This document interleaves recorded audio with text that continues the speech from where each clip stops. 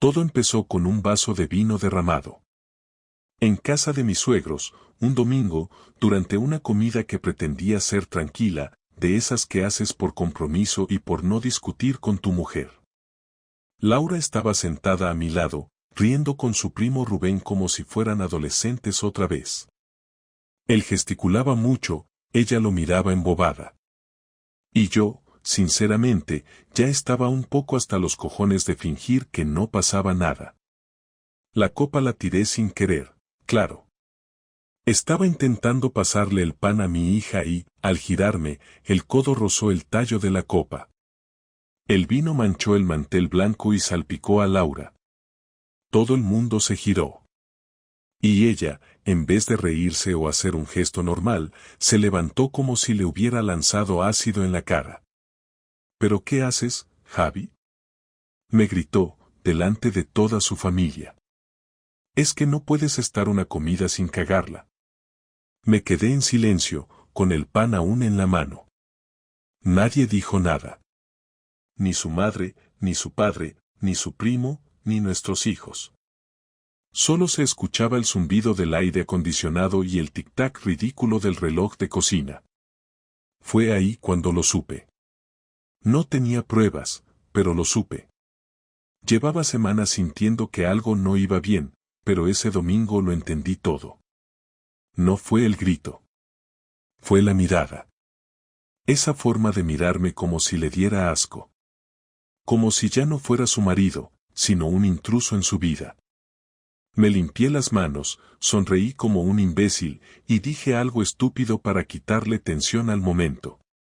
Bueno, al menos no ha sido tinto del caro, dije, fingiendo reírme.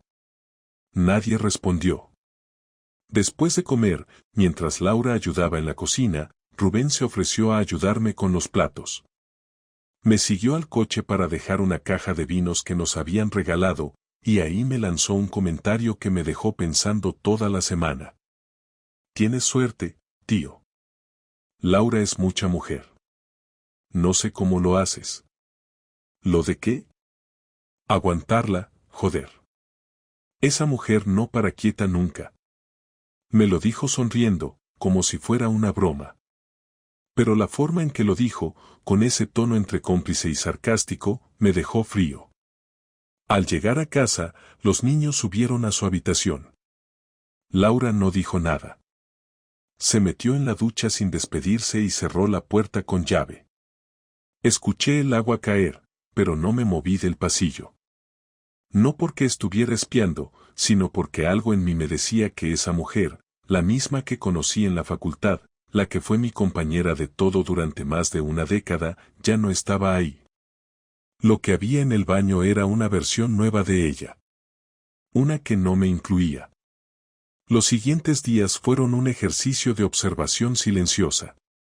No hablé más de la copa, ni de Rubén, ni de su cambio de actitud. Solo observaba. Cómo se reía sola mientras miraba el móvil. Cómo salía con las chicas de la academia 2 veces por semana, cuando antes apenas tenía ganas de salir ni una vez al mes. Cómo se arreglaba demasiado, incluso para ir a por el pan. Pero no fue el móvil. No fue una conversación espiada. Fue algo más tonto. Algo tan común que seguramente no le darías importancia.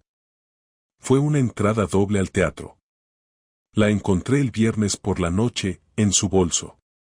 Buscaba las llaves del coche para moverlo, ella me lo había pedido mientras hablaba por teléfono, y vi el sobre. 2 entradas para una obra de comedia romántica. Fecha, sábado a las 20. Fila 5. Butacas juntas. Yo no tenía ni puta idea de esa obra. No dijo nada. Solo me pidió que no le esperara, que después de la cena con sus compañeras se quedaría a dormir en casa de una amiga porque al día siguiente tenían una reunión de formación en Alicante. Me lo dijo de pie, mientras se ponía los pendientes, sin mirarme a los ojos. Y yo, como un imbécil, le dije que estaba bien.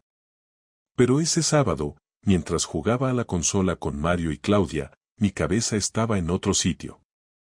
La imagen de las dos entradas me daba vueltas como un ventilador roto. Ella estaba en el teatro. Y yo, en casa, cuidando de nuestros hijos, mientras me preguntaba con quién estaba sentada en esa puta butaca junto a la suya. No fui al teatro. No soy imbécil. Pero tampoco soy un detective privado ni un loco de las películas. Lo que hice fue simple, llamé a Raúl, mi cuñado, el hermano mayor de Laura. Él trabaja como portero en un hotel de esos que tienen cámaras hasta en el baño de empleados, y siempre ha sido el típico tipo que conoce gente. No le dije directamente lo que sospechaba, solo le pedí un favor. Le conté que Laura me había dicho que tenía una cena y que luego dormía fuera, y que me había quedado con la mosca detrás de la oreja porque últimamente la notaba rara. Raúl no preguntó mucho. Me dijo que si me daba mala espina, que le diera un rato, que él podía hablar con alguien que tenía contacto en el teatro donde iba la obra. Le pasé el nombre del espectáculo y la hora. Una hora después me escribió. «Está sentado», decía el mensaje. Me reí porque ya me imaginaba por dónde iba la cosa. Le respondí que sí. Me mandó una foto, tomada desde el palco del teatro, muy nítida. En ella se veía a Laura sentada en la fila 5, como indicaban las entradas, riéndose, con la cabeza girada hacia la persona que tenía al lado. Un hombre. No era Rubén. Era otro tipo. Moreno, barba recortada, camisa blanca. Más joven que yo, seguro. El brazo de él estaba sobre el respaldo de la butaca, estirado, relajado, y aunque no se estaban tocando, era evidente que no estaban viendo la obra como simples desconocidos. Ella se reía como hacía años que no se reía conmigo. No sentí rabia en ese momento. Tampoco tristeza. Solo una especie de golpe seco, como si alguien hubiera cerrado una puerta muy fuerte dentro de mí. Guardé la foto, apagué el móvil, fui al salón y me senté junto a los niños como si nada. Ellos estaban viendo una película de dibujos y no paraban de reírse. Yo fingí que también me hacía gracia, pero por dentro ya estaba planeando el resto de mi noche. A las 11:30, cuando ya estaban dormidos, volví a mirar el móvil. Raúl me había mandado otro mensaje. Salieron juntos, se fueron andando hacia la zona de Cánovas, decía. No hizo falta más. Sabía perfectamente que allí hay varios hoteles pequeños, de esos que no piden ni DNI si vas con cara de no querer complicaciones. No le contesté. Subí al dormitorio, abrí su armario y revisé su ropa. No soy cotilla, pero quería saber qué coño se había puesto para su cita. Faltaba el vestido azul, uno que tenía guardado para ocasiones especiales. También faltaban sus sandalias negras de tacón y el perfume caro que se ponía solo para eventos importantes. Ni siquiera el día de nuestro aniversario el mes pasado se lo había echado. Ahí me di cuenta de que ella había dejado de estar conmigo mucho antes de que yo empezara a sospecharlo. A la mañana siguiente me levanté temprano, hice el desayuno a los niños y les dije que íbamos a casa de mis padres a pasar el día. Laura seguía sin aparecer. No mandó ni un mensaje. Nada. Como si no tuviera una familia, como si su vida no tuviera nada que ver con nosotros. En casa de mis padres no dije nada, aunque mi madre me miró raro varias veces, sobre todo cuando le dije que Laura se había quedado en casa de una amiga por una formación. No soy buen mentiroso, y mi madre lo notó, pero no preguntó más. A eso de las 4, recibí un mensaje. Ya estoy en casa. ¿Todo bien? ¿Los niños están contigo? Ni un perdona, ni un ayer fue una noche intensa, ni una puta emoción. Solo eso. Como si acabara de volver del gimnasio. Le respondí que sí, que estaban bien y que llegaríamos en una hora. Cuando volvimos, ella estaba en el sofá, viendo una serie, como si nada. Me saludó con un beso en la mejilla. No dije nada, solo asentí. Los niños se fueron a su cuarto, y entonces me miró. ¿Todo bien?, me preguntó. Todo perfecto, le respondí. Estuve todo el resto del día actuando con una calma que ni yo sabía que tenía. Cociné, ayudé a Claudia con los deberes, metí a Mario en la cama después de contarle una historia inventada. Laura ni siquiera subió a despedirse. A las 11, bajó con el pijama puesto, se sentó a mi lado y me preguntó si quería ver algo con ella. Le dije que no, que tenía sueño. «Estás raro últimamente», me dijo, sin apartar la vista del televisor. ¿Te pasa algo? Nada. Estoy bien. ¿Y tú? Bien, claro. Cansada. Mucho trabajo, muchas cosas en la cabeza. ¿Y la cena de anoche? Bien. Se giró un poco y me miró con una sonrisa forzada. Sí, muy bien. Nos reímos mucho. Luego me quedé en casa de Carla, hablamos hasta tarde y ya me dio palo volver. Asentí. ¿No me crees? ¿Y por qué no habría de creerte? No sé, tienes esa cara. Esa mirada rara. ¿La misma que tú tenías cuando te reías ayer en el teatro con ese tipo? Su cara cambió en menos de un segundo. Primero fue sorpresa, luego miedo, luego rabia. Intentó mantener la compostura. ¿Qué estás diciendo? Lo que escuchaste. Sé que no fuiste a ninguna cena. Sé que estuviste en el teatro con un tío. Sé que no dormiste en casa de Carla. Sé más de lo que crees, Laura. No respondió. Se quedó en silencio durante varios segundos. Luego se levantó del sofá y se fue a la cocina. Escuché el ruido de la puerta del frigorífico, luego el del microondas. Actuaba como si la conversación no hubiera existido. Como si, ignorándome, pudiera borrar lo que acababa de pasar. La dejé estar. Me subí a la habitación, cerré la puerta y me tumbé en la cama sin cambiarme. Me quedé mirando al techo, sin pestañear. Ella entró 20 minutos después, se metió en la cama sin decir una palabra y apagó la luz. El silencio entre los dos era espeso, su respiración me molestaba. No podía ni girarme hacia ella. Esa noche no dormí. A la mañana siguiente me desperté con la decisión ya tomada. Iba a seguirle el juego unos días más, pero no porque quisiera salvar nada. Lo que quería era tenerlo todo bien atado antes de hablar de verdad. Quería saber con quién. Quería saber desde cuándo. Quería que me mirara a los ojos y me lo dijera. Porque una cosa era la sospecha, otra ver una foto, y otra muy distinta era escucharla admitirlo. Y eso, Laura, no iba a poder evitarlo. Pasaron 4 días en los que no volvimos a hablar del tema. Ella actuaba con una normalidad que me resultaba casi ofensiva, cocinaba, preguntaba por los niños, dejaba la ropa doblada en el borde de la cama como siempre, y cada noche se metía en la cama a mi lado como si todo siguiera como antes. Yo la observaba, la estudiaba, memorizaba cada gesto suyo, cada intento de fingir que no había nada raro entre nosotros. Cada vez que evitaba mirarme a los ojos cuando hablábamos de cualquier cosa que no fuera estrictamente necesaria. En ese tiempo, hablé con Raúl una vez más, y él, sin necesidad de preguntarme nada, me consiguió el nombre del tipo con el que había ido al teatro.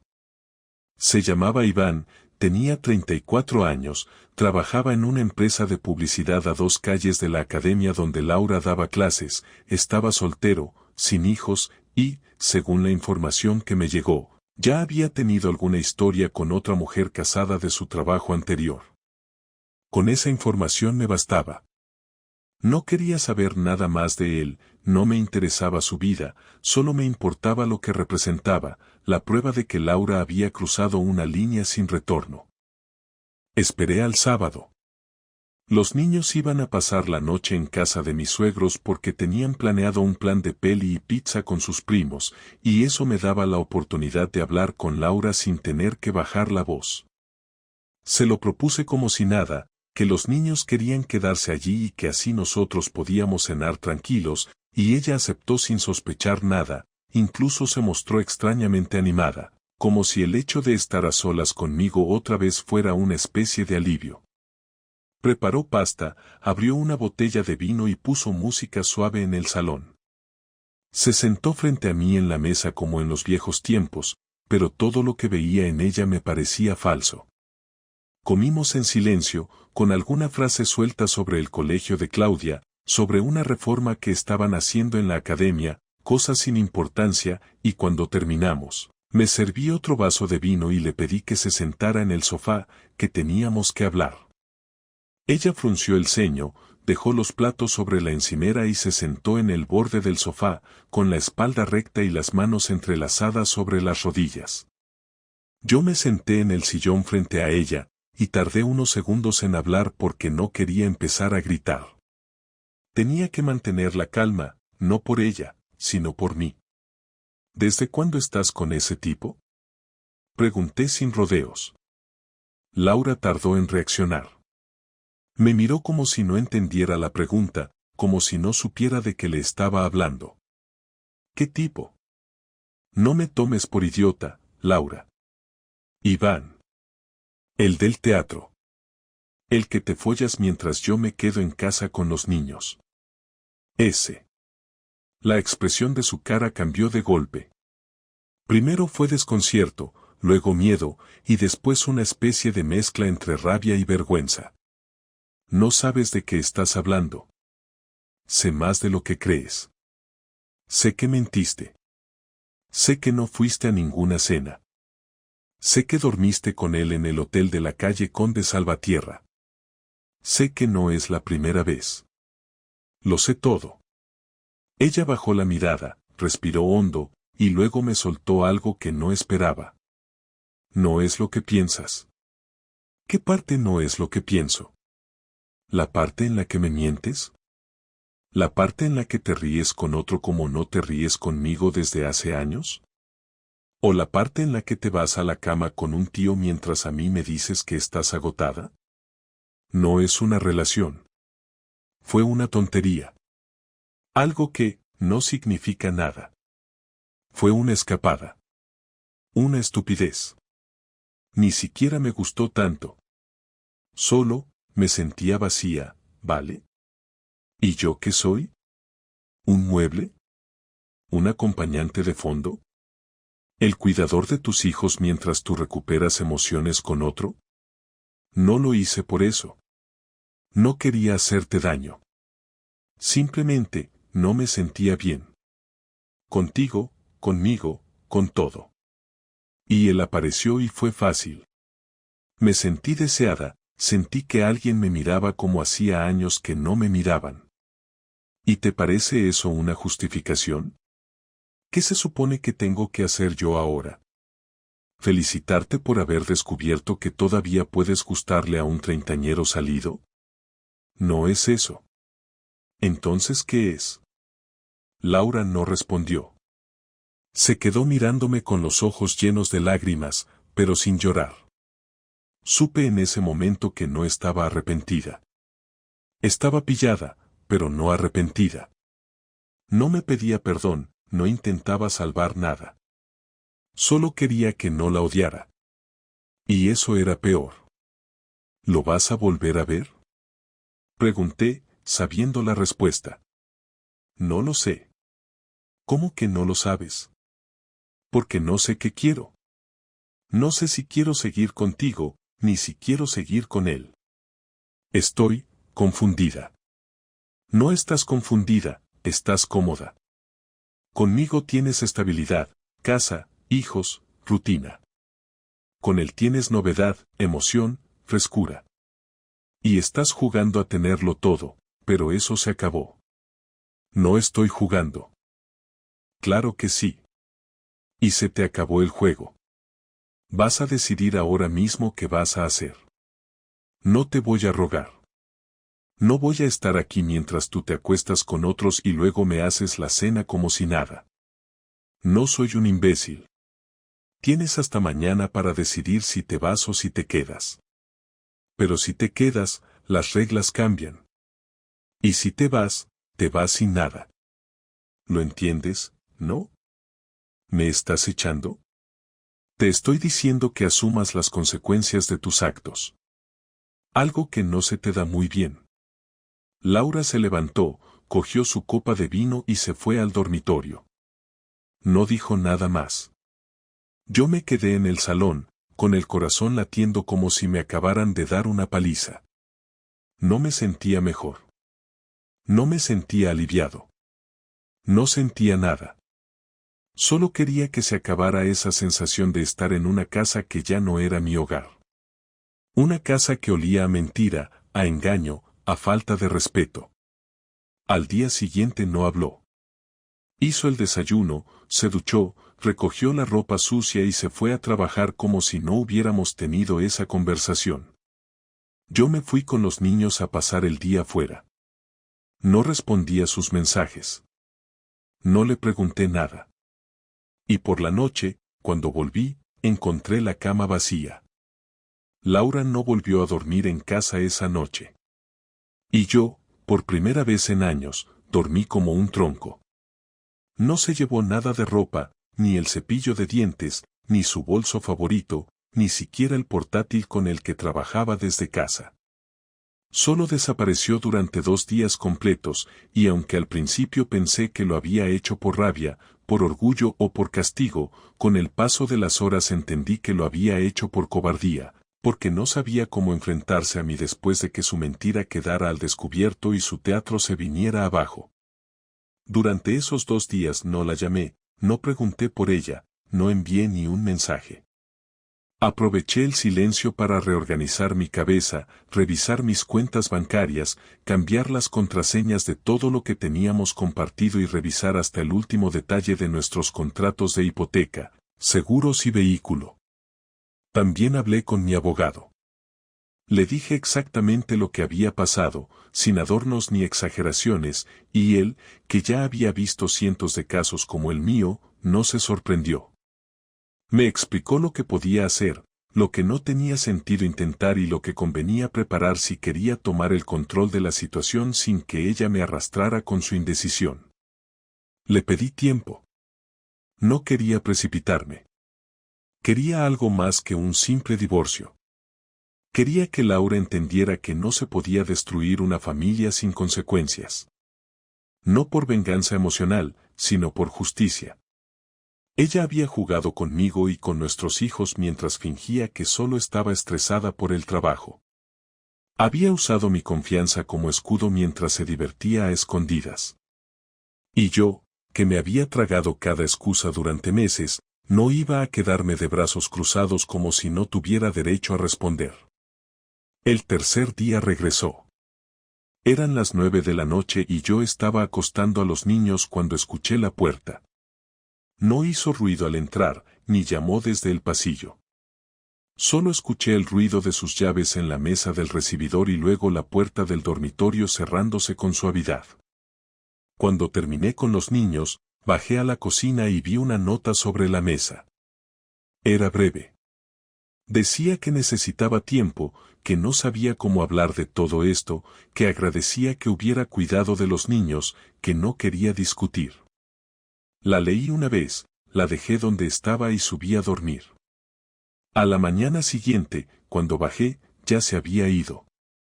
Así estuvimos una semana entera. Ella venía tarde, se encerraba, dormía apenas unas horas y se iba temprano. No hablábamos. No comíamos juntos. No tocaba a los niños. No hacía preguntas. Era como tener una compañera de piso a la que no conocía. Y yo aproveché ese estado para seguir con mi plan. Llamé a un cerrajero y cambié la cerradura del trastero y del garaje. Puse candados nuevos en los archivadores del estudio. Cancelé la tarjeta de crédito adicional que ella usaba. En el banco, bloqueé sus accesos online hasta nuevo aviso. No lo hice por despecho, lo hice porque no pensaba permitir que siguiera actuando como si aquí no hubiera pasado nada. Al tercer día de esta rutina, volvió a llegar más temprano. Los niños estaban viendo una película en el salón y yo preparaba la cena cuando la vi entrar, quitarse los zapatos y quedarse de pie en el pasillo como si esperara que alguien la recibiera. No dije nada. Seguí cocinando. Ella se acercó, apoyó las manos en la encimera y me miró sin hablar. ¿No vas a decir nada? No tengo nada que decirte. ¿De verdad vas a hacer como si no existiera? No. Estoy esperando a que hables tú. Porque la última vez que lo intenté, saliste corriendo. No salí corriendo, necesitaba pensar. ¿Y pensaste? Sí. ¿Y? No sé qué quiero, Javier. Pues yo sí lo sé. ¿Qué quieres? Quiero que entiendas que no vas a tenerlo todo. Que no vas a seguir viviendo aquí mientras decides si te quedas conmigo o si te vas con tu amante. Que no vas a entrar y salir de esta casa como si fuera un hotel.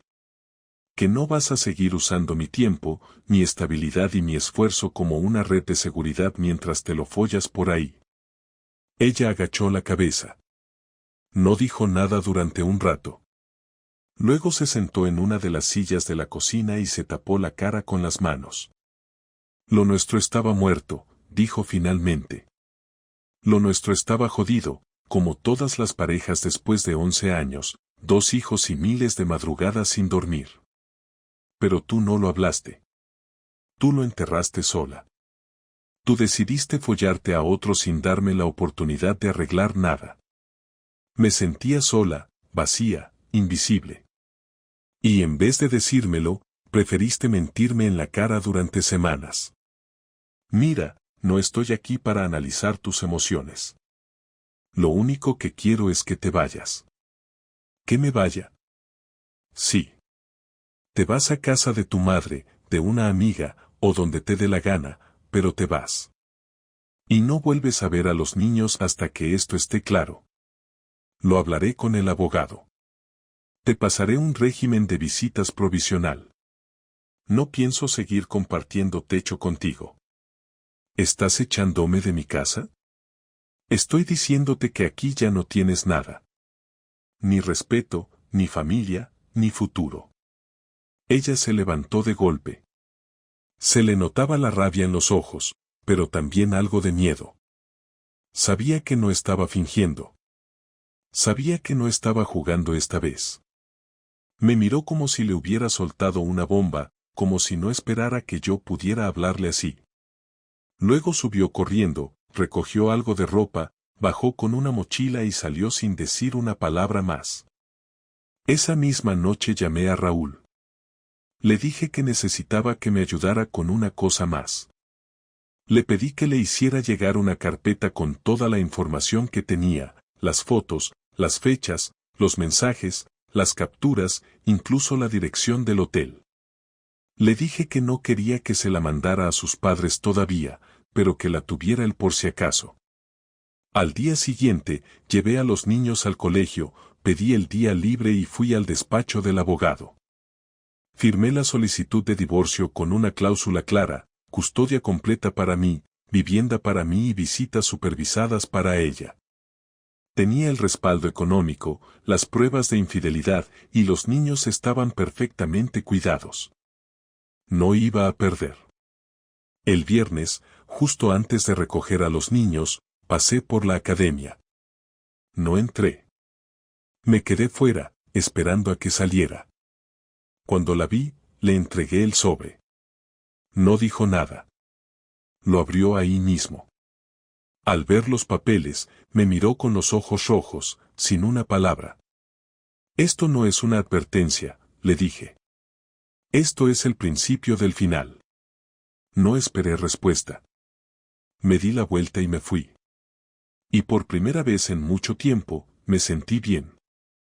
Las primeras semanas después de que le entregara el sobre fueron raras. No hubo llamadas, ni mensajes, ni siquiera una excusa o un reproche. Laura simplemente desapareció del mapa. Supuse que estaba digiriendo lo que implicaban esos papeles, que se había dado cuenta de que esta vez iba en serio y que ya no era una pelea de pareja como tantas otras. Pero aún así, me sorprendía el silencio. Me había imaginado que intentaría defenderse, que me mandaría algún correo largo explicando su versión, o que por lo menos intentaría negociar algo, pero no lo hizo. Se esfumó. Su madre llamó 2 veces preguntando por los niños, y ambas veces fui claro y educado, les dije que estaban bien, que estábamos reorganizando todo, y que cuando estuviera todo definido legalmente, podrían verlo sin problema. No me insultó ni me juzgó. Solo me dijo entiendo con una voz apagada, como si ya supiera más de lo que decía. A mitad de la tercera semana, recibí un mensaje. Era de Laura. Solo ponía, ¿podemos hablar? Solo tú y yo. Le dije que sí, que viniera al piso a las 9 de la noche, cuando los niños ya estuvieran dormidos. Llegó puntual. Llevaba un vaquero ancho y una camiseta blanca sin maquillaje, con la cara cansada, el pelo recogido y las manos en los bolsillos. Cuando abrió la puerta, no me miró directamente, solo dijo hola con un tono casi infantil. Le hice un gesto para que entrara. Nos sentamos en el salón, ella en el sofá, yo en la butaca del lado. Había algo extraño en verla ahí otra vez, como si el tiempo se hubiera desviado y estuviera repitiendo una escena que ya no me pertenecía. He leído todo, dijo sin rodeos. Lo que pusiste, lo que pediste, todo lo que entregaste. Me lo imaginaba. No sabía que tenías pruebas. Por supuesto que tenía pruebas. Solo estaba esperando el momento adecuado para usarlas. ¿Por qué no me lo dijiste antes? ¿Por qué no me enfrentaste directamente? Porque tú no querías hablar, Laura. Querías que yo adivinara. Querías que yo hiciera el trabajo sucio de descubrirlo para luego justificarlo. Querías mantener el control hasta el final. Pero se te acabó el juego. No fue un juego. Sí lo fue.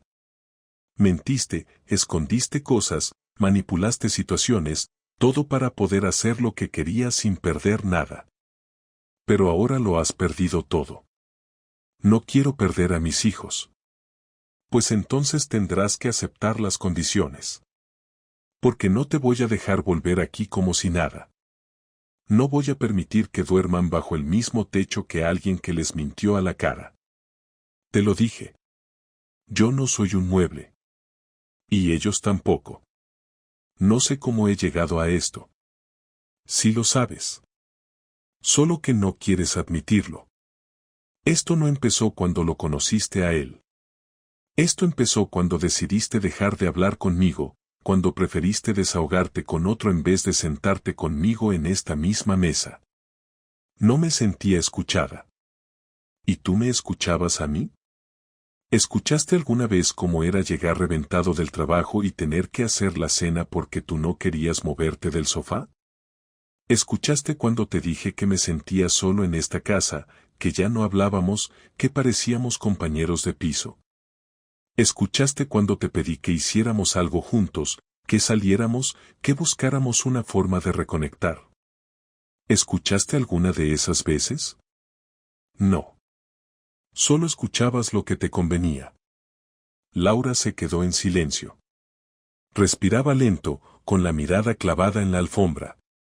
No estoy aquí para pedir que vuelvas conmigo, dijo al cabo de un rato. No quiero volver. Pero tampoco quiero que esto termine así. Quiero que podamos hablar de los niños. No quiero que me odien. Los niños no te odian. Pero tampoco entienden lo que está pasando. Y yo no pienso mentirles. Les dije que estás viviendo en otro sitio porque necesitabas pensar.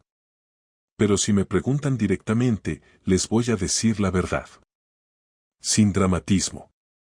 Sin insultos. Solo la verdad. ¿Qué les vas a decir? Que su madre conoció a otro hombre, que decidió estar con él sin decirlo, y que eso rompió nuestra familia. Nada más. ¿Y crees que eso no los va a destrozar? ¿Y tú qué crees que va a pasar si se enteran por otro lado? Si un día te ven con él y me preguntan quién es. Si les mientes como me mentiste a mí, ellos merecen más que eso. No sé si estoy preparada para que me odien. Pues prepárate. Porque todo lo que hiciste tuvo un precio. Laura se puso de pie. Caminó hasta la ventana y se quedó mirando hacia afuera durante un rato. Luego se giró y me miró por fin a los ojos. Iván no significa nada. Se acabó. Hace semanas que no lo veo. No me llama. No le llamo. Me di cuenta de que era una distracción estúpida. Una forma de huir. Y lo peor es que ni siquiera me hizo sentir mejor. Solo más vacía. Eso a mí ya no me importa. No estoy aquí para hablar de él. Estoy aquí para proteger a mis hijos. Y para cerrar esta etapa sin que me arrastres contigo. ¿Tú estás bien? No. Pero estaré. Yo no. Ya lo sé. ¿Puedo al menos ver a los niños este fin de semana? Sí. Pero vienes aquí. Los recoges. Los llevas. Y los devuelves. No vas a dormir aquí. No vas a pasar por casa cuando no esté. No vas a decidir sola nada más. Se acabó esa etapa. Ahora todo se hace con reglas. ¿Y tú? ¿Ya estás viendo a alguien? No, y no tengo prisa. ¿Crees que algún día podremos hablarnos con naturalidad? Eso no depende solo de mí. Depende de cómo manejes esto. De cómo actúes. De si dejas de mentir. No me odies, por favor. No te odio. Pero tampoco te respeto. Y sin respeto, no queda nada. Laura bajó la mirada otra vez. No lloró. No dijo nada más. Caminó hacia la puerta, se detuvo un segundo, como si esperara que le dijera algo más, y cuando vio que no iba a hacerlo, se fue sin despedirse. Cerré la puerta con llave, recogí las tazas, apagué las luces y subí a la habitación. Me tumbé en la cama y por primera vez no pensé en ella. Pensé en los niños. Pensé en mí. Pensé en lo que vendría después. Los primeros días después de aquella conversación con Laura fueron extraños, no por ella, sino por mí. Me levantaba como siempre, preparaba el desayuno, llevaba a los niños al colegio y volvía al trabajo, pero había un hueco raro en mi rutina que no sabía cómo llenar. No era tristeza, tampoco alivio completo, era más bien como cuando terminas una obra larga, desmontas todo el decorado y dejas el escenario vacío. Había silencio. No el silencio incómodo de antes, sino un silencio nuevo, más limpio. Nadie entraba tarde en casa, nadie escondía el móvil, nadie reía sola en el pasillo, nadie decía luego hablamos para no hablar nunca. Ahora todo estaba a la vista, todo era claro, todo era mío otra vez. Aún así, no voy a fingir que fue fácil. Por las noches me encontraba mirando al techo, pensando en cómo habíamos llegado hasta allí, repasando detalles que antes no quería ver, conversaciones que había ignorado, gestos que pasé por alto, momentos en los que debí decir algo y me callé para no molestar, para no discutir, para no joder más lo que ya estaba a medias. No me culpaba de su decisión, porque al final, cada uno es responsable de lo que hace, pero sí me hacía preguntas. ¿En qué momento dejé de ser su prioridad? ¿Cuándo me convertí en alguien con quien se comparte techo, pero no emociones? La primera vez que vino a buscar a los niños fue tensa. Llegó a la hora acordada, tocó el timbre y esperó en la puerta. Cuando la abrí, me miró como si esperara algún reproche, pero no le dije nada. Mario bajó corriendo con una mochila pequeña, Claudia venía más tranquila, con su libro en la mano y esa mirada que te clava sin querer. Le di las indicaciones básicas, le recordé la hora de regreso y cerré la puerta. No le pregunté a dónde los llevaba, no me interesaba. Lo que me importaba era que volvieran bien, que no notaran la tensión, que entendieran que aunque todo había cambiado, ellos seguían siendo lo más estable de nuestras vidas. Cuando regresaron, Laura no subió. Se quedó en el coche. Mario subió feliz. Claudia me miró y dijo: mamá está rara. No supe qué contestar, así que solo le pregunté si lo habían pasado bien. Asintió y se fue a su cuarto. Yo me quedé un rato en la cocina, en silencio, sabiendo que me quedaban muchas conversaciones pendientes con ellos, que no podía esconder esto para siempre, que tarde o temprano iba a tener que explicarles con claridad por qué su madre ya no vivía con nosotros. Las semanas pasaron. Laura empezó a recoger sus cosas en tandas pequeñas. Venía cuando los niños no estaban, tocaba el timbre, entraba, subía al dormitorio, recogía un par de cajas, se despedía con un gracias seco y se iba. Nunca preguntó cómo estaba yo. Nunca se interesó por lo que pasaba en casa. Su cara era la de alguien derrotado, pero no me dio lástima. Me pareció justo. Vivir las consecuencias de tus actos es lo mínimo que uno puede hacer después de haber traicionado. Un día se llevó la foto de la boda que teníamos en el salón.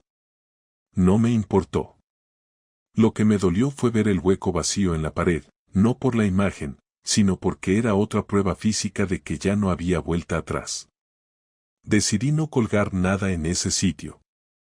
Lo dejé tal cual, como testigo mudo de lo que pasó.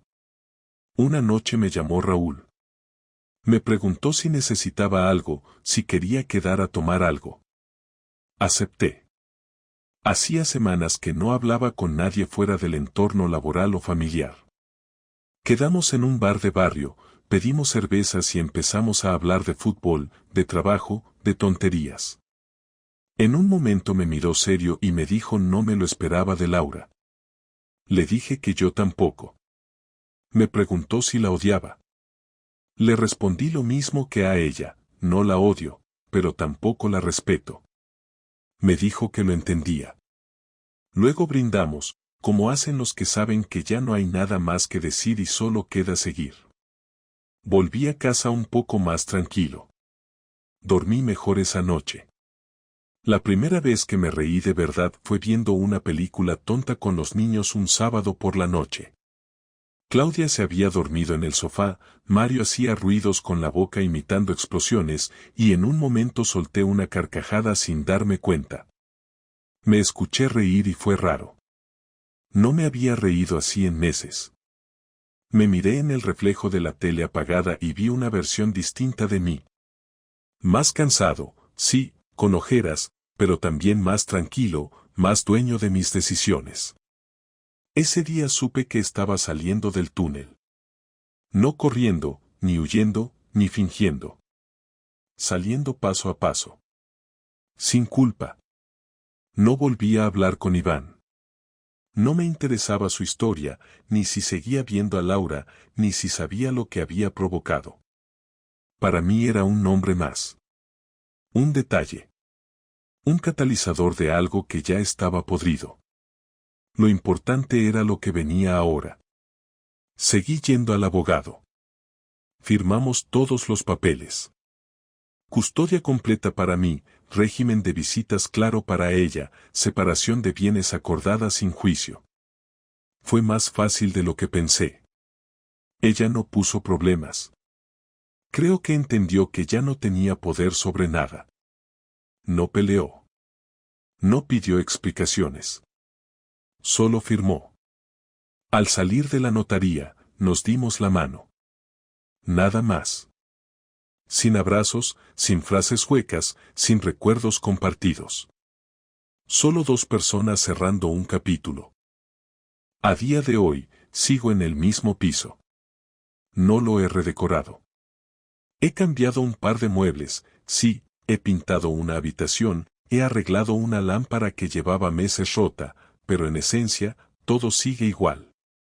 Los niños se han adaptado bien. A veces preguntan cosas, sobre todo Claudia, que es más sensible, más observadora. Le contesto con honestidad. Sin insultar a su madre, sin disfrazar la verdad. Les dije que las parejas a veces se rompen, que eso no es culpa suya, que lo importante es que ellos están bien y que los dos los queremos. Me miraron en silencio, y luego me abrazaron. No necesitaban más. A veces me preguntan si me volvería a enamorar. Mis amigos, mis padres, incluso los compañeros del trabajo. Les digo que no lo sé, que ahora mismo no estoy pensando en eso. Estoy ocupado siendo padre, cuidando mi casa, reconstruyendo mis rutinas. No me cierro a nada, pero tampoco busco nada. Estoy bien así. Lo que viví fue suficiente lección por un tiempo. Aprendí que confiar no es lo mismo que ceder, que amar no implica aceptar todo, que no se puede salvar una relación en solitario. Aprendí que a veces hay que dejar caer lo que ya no se sostiene, aunque duela, aunque deje marcas, aunque rompa lo que parecía irrompible. Hoy, cuando me levanto por las mañanas, ya no tengo esa presión en el pecho. Ya no reviso miradas, ni escucho silencios con sospecha. Hoy soy dueño de mi casa, de mi paz y de mi vida. Y aunque todo esto empezó con una traición, no quiero que termine con rencor. Quiero que termine con claridad. Y si algún día me preguntan cómo superé aquello, diré lo mismo que pienso cada vez que miro a mis hijos: no tenía otra opción.